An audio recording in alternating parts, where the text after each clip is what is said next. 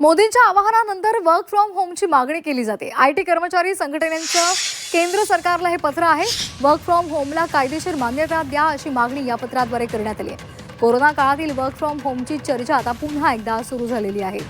तर कोरोना महामारीच्या काळात अनेकांनी वर्क फ्रॉम होम केलेलं होतं आणि आता पुन्हा एकदा पंतप्रधान नरेंद्र मोदी यांच्या आवाहनानंतर वर्क फ्रॉम होमची मागणी केली जाते। आयटी कर्मचारी संघटनांनी या संदर्भात पत्रही केंद्र सरकारला पाठवले।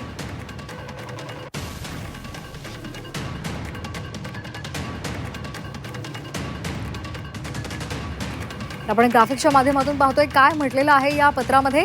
कोरोना काळात आयटी क्षेत्रानं डिजिटल माध्यमातून उत्पादकता टिकवून दाखवली। जागतिक तणाव, इंधन आयात खर्च कमी करण्यासाठी वर्क फ्रॉम होम सुरू करण्याची मागणी।